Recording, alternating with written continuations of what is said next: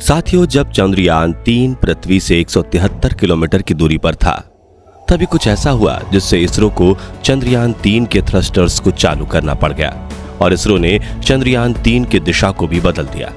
इस घटनाओं के साथ एक बार फिर पूरी दुनिया की निगाहें चंद्रयान 3 की ओर हो गई हैं। लेकिन आखिर ऐसा क्या हुआ था जो इसरो को इतना बड़ा कदम उठाना पड़ गया?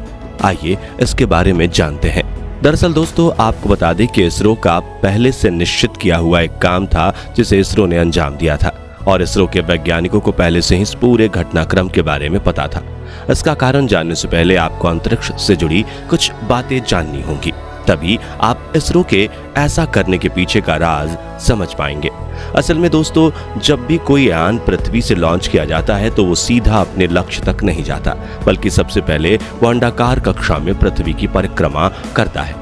कभी वो पृथ्वी के बहुत नजदीक चला आता है तो कभी बहुत दूर चला जाता है। जब वो पृथ्वी के सबसे नजदीक रहता है तो उस समय पृथ्वी की सतह और उस यान के बीच में जितनी दूरी रहती है उसे पेरिगी कहते हैं, और जब वह पृथ्वी से बहुत दूर होता है तो उस समय पृथ्वी की सतह और उस यान की जितनी दूरी रहती है उसे एपोजी कहा जाता है। अगर आपने 2019 में आई अक्षय कुमार की मिशन मंगल देखी होगी तो आप पेरिगी और एपोगी को आसानी से समझ पा रहे होंगे। जब आप सोच रहे होंगे कि इन बातों का चंद्रयान 3 से क्या लेना देना, तो हम आपको बता दें कि 14 जुलाई को हुए चंद्रयान 3 के लॉन्च में फैट बॉय यानी कि LVM-3 M4 रॉकेट लॉन्च के करीब 17 मिनट बाद चंद्रयान 3 से अलग हो गया था। इन 17 मिनट में ही फैट बॉय ने चंद्रयान 3 को उसकी निर्धारित कक्षा में पहुंचा दिया था। लेकिन ये कक्षा आखिर थी कौन सी और इसकी पेरिगी और एपोगी क्या थी? तो दोस्तों, फैट बॉय ने चंद्रयान 3 को जिस कक्षा में पहुंचाया था उस समय उसकी सबसे कम दूरी यानी पेरिगी 170 किलोमीटर और सबसे ज्यादा दूरी यानी एपोगी 36,500 किलोमीटर थी, और तब चंद्रयान 3 इसी कक्षा में पृथ्वी की परिक्रमा कर रहा था। अब दोस्तों, आप सोच रहे होंगे कि चंद्रयान 3 को चांद पर जाने के लिए बनाया गया था, ना कि पृथ्वी की परिक्रमा करने के लिए। तो साथियों, अगर हम चाहते हैं कि चंद्रयान 3 पृथ्वी की परिक्रमा करना छोड़कर अपनी चांद की यात्रा शुरू कर दे, तो उसके लिए हमें सबसे पहले उसे पृथ्वी के गुरुत्वाकर्षण क्षेत्र से बाहर करना होगा। इसके लिए इसरो एक खास तरीके का प्रयोग करेगा जिसमें वो धीरे धीरे चंद्रयान 3 की कक्षा को बड़ा करेगा और एक समय ऐसा आएगा कि वो कक्षा इतनी बड़ी हो जाएगी कि हमारा चंद्रयान 3 पृथ्वी के गुरुत्वाकर्षण क्षेत्र से बाहर निकल जाएगा और चांद की ओर बढ़ने लगेगा।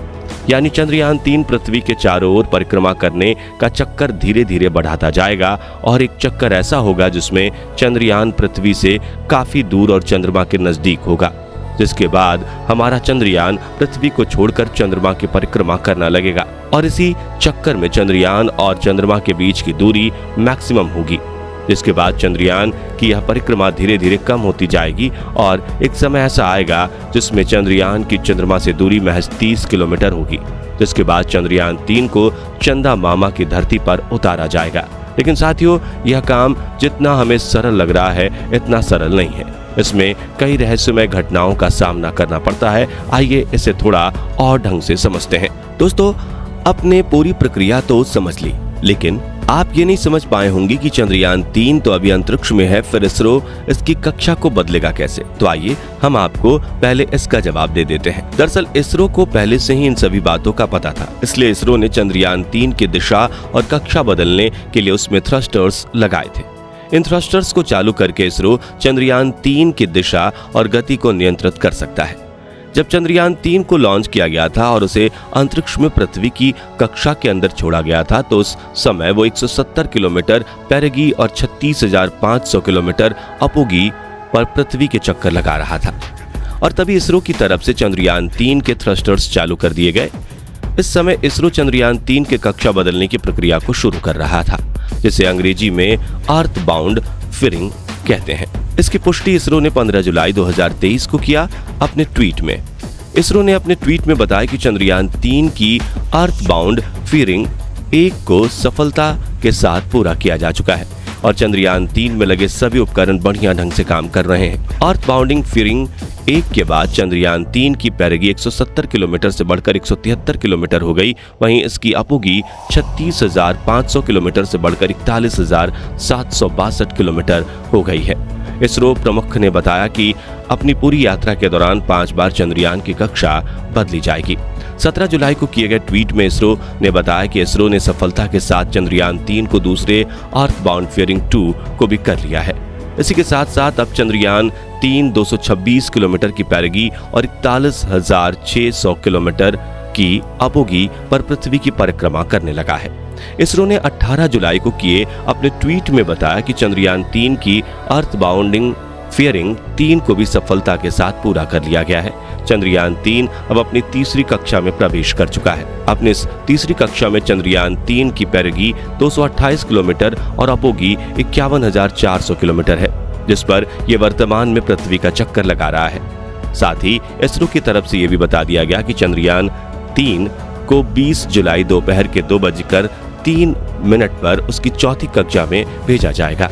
इसरो की तरफ से पूरा ध्यान चंद्रयान 3 की अपोगी को बदलने में लगा हुआ है।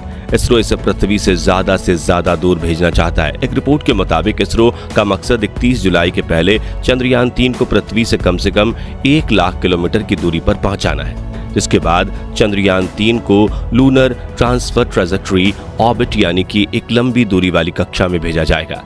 इस लूनर ट्रांसफर ट्रेजेक्टरी ऑर्बिट में चंद्रयान 3 5 दिनों तक यात्रा करेगा और 5 से 6 अगस्त को हमारा चंद्रयान 3 चांद की कक्षा में प्रवेश करने के लिए तैयार हो जाएगा, जहां पर चंद्रयान 3 के प्रपल्सन सिस्टम को चालू किया जाएगा और इसको थ्रस्टर्स की मदद से चांद की कक्षा में भेजा जाएगा। शुरुआत में चंद्रयान 3 चांद की परिक्रमा को 100 × 100 किलोमीटर वाली गोल कक्षा से शुरू करेगा। फिर जैसे जैसे समय आगे बढ़ेगा इसरो के द्वारा इसकी दूरी को घटाया जाएगा।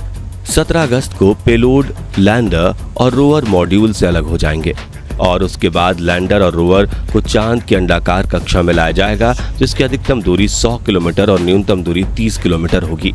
इस कक्षा में आने के बाद हमारा पहला काम चंद्रयान 3 की गति को कम करना होगा। इसके लिए चंद्रयान 3 में लगे हुए थ्रस्टर्स को इसकी गति के उल्टी दिशा में चलाया जाएगा और 23 अगस्त को वो दिन आएगा जब हमारे भारत का ये यान चांद की सतह पर सॉफ्ट लैंडिंग करेगा। वैज्ञानिकों ने किसी भी समस्या से बचने के लिए कई अलग रास्ते की भी खोज की है। लैंडर और रोवर को पहले ही से कहीं ज्यादा मजबूत बनाया गया है, जिससे चंद्रयान 2 जैसी किसी भी गलती से बचा जा सके। साथियों, चंद्रयान 3 इसरो के मून प्रोग्राम का तीसरा मिशन है, जिसे चांद पर सॉफ्ट लैंडिंग करने के लिए और चांद के ध्रुव पर शोध करने के लिए लॉन्च किया गया है। साथियों, अब हम सब भारतवासियों की बेसब्री के इंतजार के बाद चंद्रयान 3 को 14 जुलाई 2023 के दिन दोपहर 2:35 पर सतीश धवन स्पेस सेंटर श्रीहरिकोटा से लॉन्च किया गया था, जिसमें मिशन पेलोड में एक लैंडर और एक रोवर भेजा गया। लैंडर का नाम विक्रम है, वहीं रोवर का नाम प्रज्ञान है। लैंडर का मुख्य काम चांद की सतह पर सॉफ्ट लैंडिंग करना है, जिसके बाद रोवर बाहर निकलेगा और चंद्रमा की धरती पर रिसर्च करेगा। साथियों, रोवर को चांद की सतह पर कई वैज्ञानिक प्रयोग और शोध करने के लिए विशेष रूप से बनाया गया है। इसरो द्वारा चंद्रयान 3 को अपने फैट बॉय के नाम से जाने जाने वाले LVM-3M4 रॉकेट से लॉन्च किया गया था और इसरो के इस लोकप्रिय रॉकेट ने 100% सफलता के साथ चंद्रयान 3 को पृथ्वी की कक्षा में छोड़ दिया था। तो दोस्तों, ये थी चंद्रयान 3 मिशन से जुड़ी कुछ महत्वपूर्ण बातें और जानकारियां, जिन्हें आपको और हम सब भारतीयों को जानना जरूरी है। अगर आप भी चांद पर चंद्रयान 3 की सॉफ्ट लैंडिंग करवाना चाहते हैं तो वीडियो को लाइक करें और चैनल को सब्सक्राइब करें। बाकी आज के लिए बस इतना ही। जल्दी ही मिलते हैं ऐसी ही एक और इंटरेस्टिंग वीडियो के साथ। वीडियो को अंत तक देखने के लिए धन्यवाद।